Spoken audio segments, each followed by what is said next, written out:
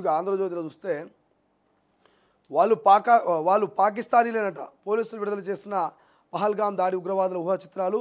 వాళ్ళు పాకిస్తానీలే. పహల్గాం దాడి ఉగ్రవాదులు 5గురు ఆ దేశస్తులే. వారి భాష ఆధారంగా గుర్తింపు.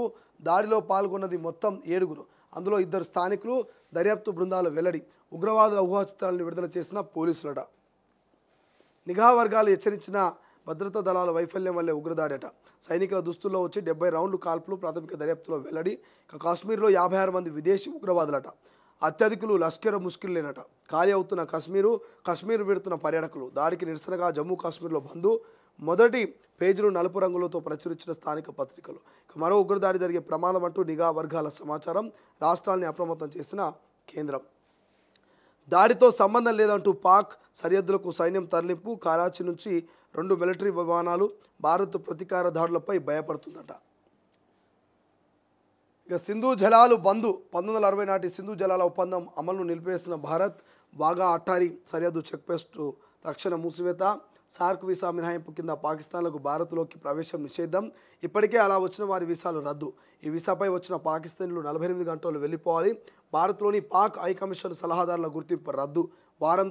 వారంలోగా తమ దేశానికి వెళ్ళిపోవాలంటూ ఆదేశం. 2 దేశాల్లోనూ హైకమిషన్లు సిబ్బంది 55 నుంచి 30కి కుదింపు. ఉగ్రదాడి నేపథ్యంలో ప్రధాని మోదీ నేతృత్వంలో సిసిఎస్ భేటీ. దయాది దేశంతో సంబంధంపై అత్యంత కఠిన నిర్ణయాలు. నేడు అఖిలపక్ష సమావేశం నిర్వహించాలంటూ ఆ భేటీలో నిర్ణయమట. కలలై ఇక నిండు 100 ఏళ్ళ జీవితాన్ని సంతోషంగా గడిపేందుకు కోటి ఆశలతో ఒక్కటైన 2 జంటలు ఒకరికొకరు తోడుగా ప్రకృతి అందాలని వీక్షిస్తూ మైమర్చిపోయిన సమయంలో ఉగ్రవాదులు వారిని విడదీశారు. 2 జంటల్లోనూ నవవరులు తలకు తుపాకీ గురిపెట్టి ప్రాణాలు తీశారు. మృత్యుల్లో ఒకరు నౌకాదళం లెఫ్టినెంట్గా పనిచేస్తున్న వినయ్ నర్వాల్, మరొకరు వ్యాపారవేత్త శుభం ద్వివేదట.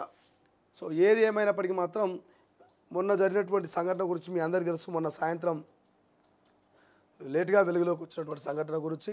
సో ఈ యొక్క జమ్మూ కాశ్మీర్లో జరిగినటువంటి టూరిస్టులపై చేసినటువంటి టెర్రరిస్టుల దాడిని యావత్ భారత్ ముక్క కంఠంతో అందరూ వ్యతిరేకించారు.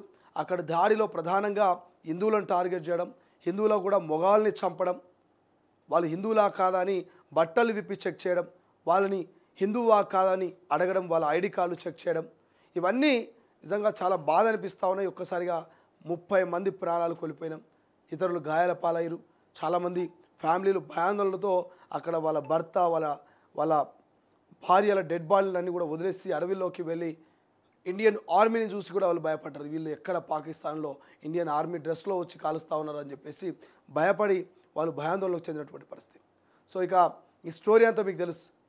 బట్ అక్కడ మేజర్గా నవదంపతుల్ని టార్గెట్ చేసి చంపారు. నవదంపతుల్లో ఇద్దరు నవదంపతులు, ఒక ఆయన 26 ఏళ్ళు, ఒక ఆయనకు 30 ఏళ్ళు. పాపం కొత్తగా పెళ్ళి అయ్యి హనుమూన్కి పోతే అక్కడ భార్య కళ్ళ ముందే భర్తల్ని చంపేస్తే వాళ్ళ ఆవేదన వర్ణనితం కాదు. కోటి ఆశలతో పెళ్లి చేసుకొని 100 ఏళ్ళు కలిసి జీవితం అనుకొని హనీమూన్కి వెళ్ళిన ఆ జంటకు జీవితంలో మర్చిపోలేనటువంటి సంఘటన మిగిల్చింది ఆ జమ్మూ కాశ్మీర్ ఆ టెర్రరిస్టులు. సో అటువంటి టెర్రరిస్టుని ఒట్టిగానే వదిలిపెట్టాలన్నా, అటువంటి టెర్రరిస్టుల్ని చూస్తూ ఊరుకోవాలన్నా, టెర్రరిస్టులు దాడులకు పాల్పడినటువంటి పాకిస్తాన్ ఉగ్రవాదుల్ని ఏం చేయాలి? ఎక్కడికక్కడ ముక్కలుగా నరిగి వాళ్ళని మొత్తం పాకిస్తాన్లో పారేయాలి, వాళ్ళని ఎన్కౌంటర్ చేయాలి, వాళ్ళని మొత్తం తూట్లుగా వాళ్ళ బాడీల్ని బుల్లెట్లతో కాల్చాలి అని ఎక్కడికక్కడ భారతీయులో ఉన్నటువంటి ప్రతి ఒక్కరు కూడా ఆవేదన వ్యక్తం చేస్తున్నారు. మీరు ఒక్కసారి చూడండి, పోల్ పెడితే పాకిస్తాన్ టెర్రరిస్టులపై మోదీ నిర్ణయం సరైనదా అంటే సరైన నిర్ణయం అని 94% మంది చెప్తా ఉన్నారు. పాకిస్తాన్ టెర్రరిస్టుల మీద తీసుకున్నటువంటి నిర్ణయం సరైనటువంటి నిర్ణయం అని. సో ఆ దొంగ బడివేగాల ఊహా చిత్రాలని కూడా మన కేంద్ర ప్రభుత్వం విడుదల చేసింది. ఈ దొంగ బడివేగాలే మరి అక్కడ ప్రాణాలు తీసింది. తూటాలు మన భారతీయుల గుండెల్లోకి వాళ్ళ బాడీలోకి దించినటువంటి దొంగలు వీళ్ళే. 1 2 3 ముగ్గురు, ఇంకొక 2, మొత్తం 5 మంది తూటాలు దించారు. మన ఇండియన్ ఆర్మీ డ్రెస్ వేసుకొని వచ్చి మనోళ్ళని నమ్మించి గొంతు కోసే ప్రయత్నం చేసిర్రు. సో ఇంకా 80 మంది మన తెలంగాణ నుంచి కపిల్ చిట్ ఫండ్స్ సంబంధించినటువంటి కొంతమంది మేనేజర్లు వాళ్ళ ఫ్యామిలీ మొత్తం అటు శ్రీనగర్లో ఉన్నారట. 80 మంది పర్యటన కేంద్రానికి పోయారట. వాళ్ళు కూడా పాపం ఈ జమ్మూ కాశ్మీర్ పోదాం అనుకున్నారట. సో అదృష్టం వాళ్ళు బ్రతికిపోయారు. అక్కడ వాళ్ళు భయంగా ఉన్నారట. ఒక కర్ఫ్యూ వాతావరణం కనిపిస్తుంది, అక్కడ టెన్షన్ వాతావరణం ఉంటే ఆ 80 మంది భయపడుతూ తెలంగాణకు మేము రావాలనుకుంటున్నామని వాళ్ళు చెప్తున్నటువంటి పరిస్థితి. సో ఇప్పటికే భారత్ పాక్ మీద చాలా సంచలన నిర్ణయం తీసుకున్నది. ఓవైపు సింధు జలాల్ని బంద్ పెట్టింది. 1960లో ఉన్నటువంటి ఆ ఒప్పందాన్ని నిలిపివేసింది భారత్. 48 గంటల టైం ఇచ్చింది.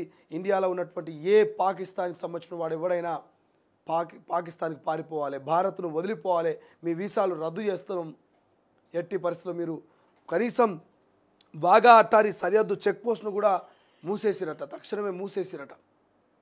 సో ఇట్లా మొత్తం మీద అయితే చాలా కండిషన్స్ పెట్టిర్రు. మోడీ రివెంజ్ను ప్లాన్ చేస్తున్నట్టు తెలుస్తుంది. 3.20 సర్జికల్ స్ట్రైక్కు సిద్ధమవుతున్నాడు. ఇప్పటికే పాక్ బలగాలు సిద్ధమవుతున్నాయి. ఎక్కడ మోడీ ప్రతీకార చర్యలు మేము తట్టుకుంటామోలేమని. బట్ ఏదేమైనా బాధాకరమైనటువంటి విషయం. సో ఇటువంటి సంఘటన మళ్ళీ పునరావృతం కావద్దు, జరగొద్దని ప్రతి ఒక్కరూ కోరుకుంటాం. ఇక్కడ చూడండి, వినయ్ నర్వల్కు కన్నీటి వీడుకోలు పలుకుతున్న ఆయన భార్య. 26 ఏళ్ల వినయ్ నర్వల్ మంచి ఉద్యోగం సాధించి ఆయన ఉద్యోగం చేసుకుంటూ ఇక కొత్తగా పెళ్ళైంది కదా అని చెప్పేసి ఆయన నౌకాదళంలో, నేవీలో నౌకాదళంలో లెఫ్టినెంట్గా పనిచేస్తున్నట. 26 ఏళ్ళకే నౌకాదళంలో పనిచేస్తూ పెళ్లి చేసుకొని కనీసం ఒక 2-3 నెలలు కూడా ఆనందంగా లేడు. 16వ తారీఖు పెళ్ళైందంట. 1 వీక్లోనే హనీమూన్కి పోయినటువంటి ఆ జంట మీద కాల్పులు జరిపితే ప్రాణాలు కోల్పోయింది. ఈ యొక్క భార్యకు ఆ భర్తను తీసుకురాగలుగుతామా, ఆ తల్లికి ఆ బిడ్డను తీసుకురాగలుగుతామా, వాళ్ళు పెట్టుకున్నటువంటి ఆశల్ని రీప్లేస్మెంట్ చేయగలుగుతామా? సో అటువంటి ఉగ్రవాదుల్ని, అటువంటి టెర్రరిస్టుల్ని ఎట్లా చంపాలి, ఏం చేయాలనేది ఇక